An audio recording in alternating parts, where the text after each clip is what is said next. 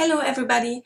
Today I have 3 short reviews for you of the 3 fantasy books that I read in the last couple of weeks. I don't usually read several books of the same genre back to back, but this time I found that they were all so very different from one another that I didn't feel like I went on a genre binge at all. One of them was a middle grade book, one of them was a YA book, and one was something else. The middle grade book is The Girl Who Drank the Moon by Kelly Barnhill. The girl in the title was born in the Protectorate, which is an oligarchic city-state that is ruled by the elders. And the elders rule by instilling fear in the people and making the people believe that only they, the elders, can protect them from the evils of the world around them. And the evilest of these evils is the witch, a boogeyman that they have made up and that they have made the people believe can only be pacified with human sacrifice. So the town sacrifice their youngest child to the witch every year, which the elders carry out into the forest and abandon there to die of exposure or be taken by the wolves. But in a not wholly unexpected to us turn of events, but unbeknownst to the elders, the witch is actually real. But she is a friendly witch, and she rescues the abandoned baby every year and carries it through the forest to one of the cities on the other side to be adopted into a new family there. On the way to the city, the witch usually feeds the child starlight. But in the case of this particular child in our story, the witch is so distracted by the cuteness of the child that she accidentally feeds her moonlight, which is of course much stronger than starlight, and it enmagics the child, it makes her a witch. So the old witch, Shan is her name, adopts the child herself. She calls her Luna and she takes her to stay with her in her house in the forest by the swamp, where she lives with her comic relief sidekicks, the tiny dragon Firion and the friendly swamp monster Glurg. But of course, as such stories go, Luna's path will one day take her back to the Protectorate and to her mother, who has become mad with grief. This could have ended up being a very formulaic story, with Luna becoming a badass master witch bitch and liberating the people of the Protectorate, maybe with the help of the boy Anton, who witnessed her sacrifice as an elder in training and has been a dissenter in the Protectorate ever since. But it is not that simple. I mean, that is ultimately what happens. I don't think that this is a major spoiler. We all know how the story goes. But it's more complicated than that. And it takes the old witch doing some serious soul-searching, and Anton and his wife accidentally uncovering the secret power structures of the Protectorate, all the while thinking that the friendly witch is the real villain. This is a book for very young middle grade readers, I'd say, and because of that it is extremely cute and even clownish in places. If it were for even just slightly older readers, I'd call it twee, but in the case of a book that is for young children, that would seem unfair. Especially since, for all its cuteness and whimsy, the book touches on a few very serious topics. It is, in a nutshell, about the power of stories, both on a political, societal level and on a smaller personal scale. On the one hand, we have, of course, the story of the elders who control the people by controlling the narrative, and thereby shaping people's perceptions of their reality to their own selfish ends. And then we also have several characters who need to recover their past, which they don't remember, either because their memories have in one form or another been taken from them, or because they have repressed them. But it is only by uncovering their past that they can see their present circumstances clearly, and only that will enable them to change their future and the future of their society for the better. I don't know on how much of that the young children that this book was written for will actually pick up, but for us older children it is a delight to read. It is so sweet and magical and atmospheric, while also being deeply profound to an unexpected extent. I'd recommend this book to anybody who doesn't generally avoid middle grade fiction. My second book, the middle grade book, is Wild Beauty by Anne-Marie McLemore. This is a fantasy book set in our own world. Some would call it magical realism, and it definitely stands very firmly in that literary tradition. But the magic is also extremely pronounced, and it reads more to me like a modern fairy tale. The book tells the fate of the Nomi Olvides family, at present 3 generations of 5 cousins each. They have the ability to make plants and flowers spring from the ground with a touch of their fingertips, but they also make anybody who they fall too deeply in love with vanish into thin air. These uncanny abilities have made them outcasts, and they were forced to migrate until they found a new home on an estate somewhere in the southern US.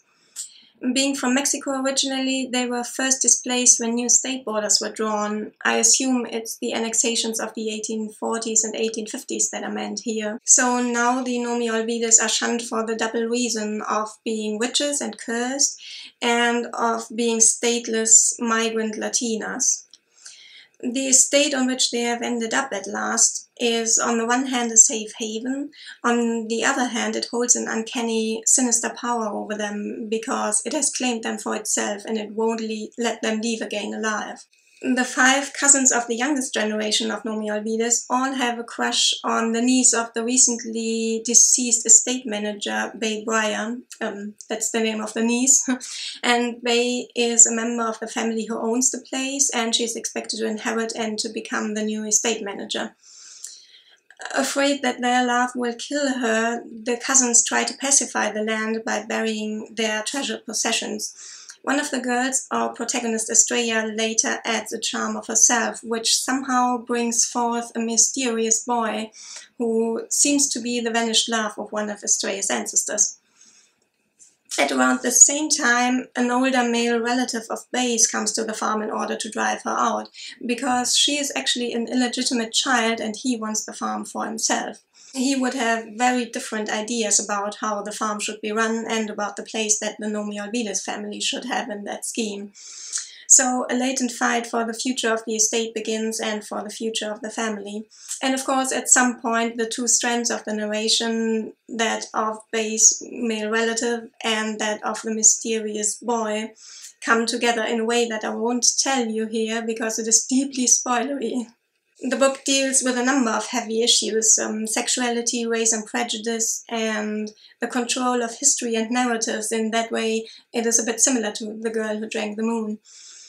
But I don't think it is a spoiler to say that the most important and central issue of the book is that of the exploitation of migrant workers and illegal immigrants, and the violence and abuse of power that they are routinely subjected to. I have to say I am in 2 minds about whether I find this book fantastic or just really good. On the one hand, the topic alone makes it extremely valuable. On the other hand, I found it a bit repetitive. I realized that it takes time to develop a character arc that involves the character slowly regaining their memory. There's just no rushing this. But you might want to fill the time with something a little more than endless variations of the same emotional drama times 5, especially since, due to the very pronounced magical realism, everything is extremely stylized and exaggerated. This is of course a deliberate choice, and you can't hold that against the book in and of itself.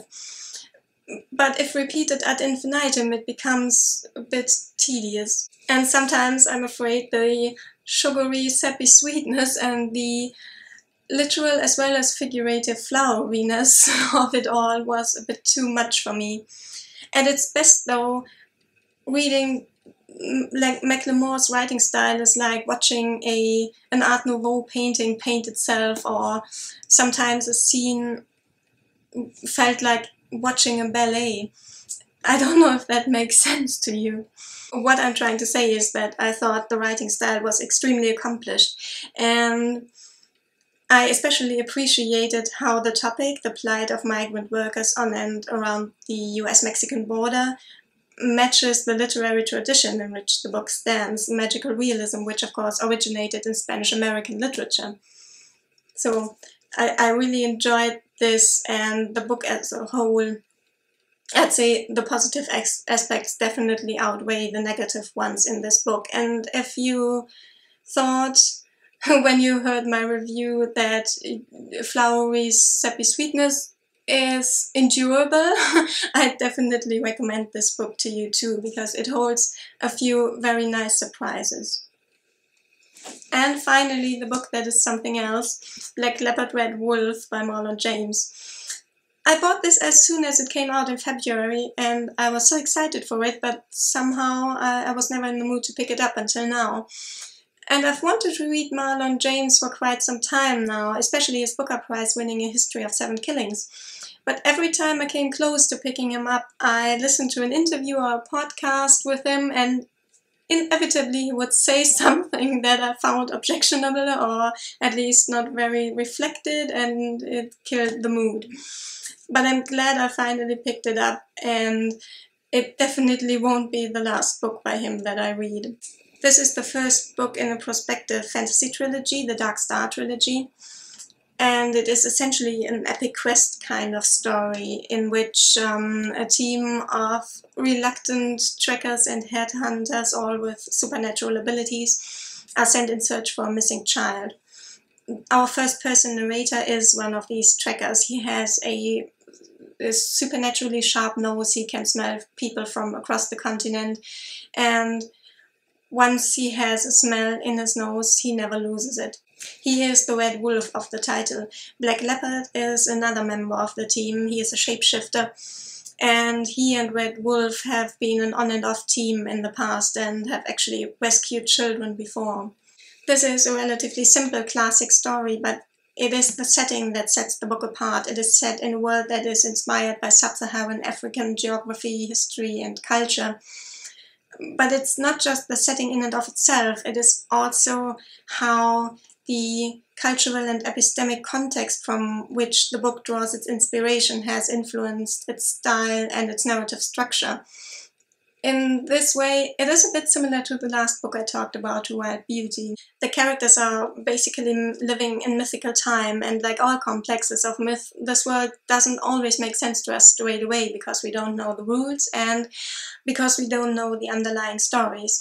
But most of all, no story ever has just one version. There are always several strands of traditions to any one story, and they don't always add up. On their search for the missing child, our team of trackers are trying to find out what happened and who happened, and they receive conflicting information all the time. Versions of past events differ in various small and large ways. And on top of that, it is hinted several times in the frame narrative that our narrator is also extremely unreliable, or at best, extremely biased. All that creates the impression that our characters are living in an organically grown and actual, genuine, mythological complex and not an artificial one. And I don't think you even have to be familiar with African myth and folklore to recognize this, because after all, this is the same for every mythology around the world. It's just that the progressively selective nature of written documentation obscures that sometimes. If I understand it correctly, this is only going to get more and more pronounced in the second and third books, because those actually won't be a continuation of the story, but will be different versions of the same story told by different narrators. All this might sound extremely tedious, hearing the same story over and over again, but in fact, most of the time in the book you hardly even notice that it's done. In the beginning, for the first 50 pages or so, I found this book extremely hard work, though I never had to force myself to pick it up. But then on page 60 or so, I suddenly noticed that it had quite suddenly turned into a page turner, and I couldn't put it down anymore, and I read the last 200 pages in one sitting, and it's not easy going by any means. But yeah, extremely gripping and enjoyable. One of the most common points of criticism about this book that I am sure you will have heard of is the extreme amount of violence and vulgarity in the book. And to be honest, I was a bit skeptical at first too, because in the beginning it seemed, if not outright gratuitous, then at least a cheap way to garner attention. But then I thought again, and I thought, wait a minute. This is myth and folklore that we are talking about here, and characters who are living the myth, and myths all around the world are usually stories that are about as saturated with violence and brutality and disturbing sexuality as they come. Now, of course, now you could say, yeah, but a modern writer doesn't need to reproduce that shit, does he? But the thing is, the book doesn't do that. It does address the various problems that arise when a society bases its social norms on traditionalism and unreflected myth and superstition.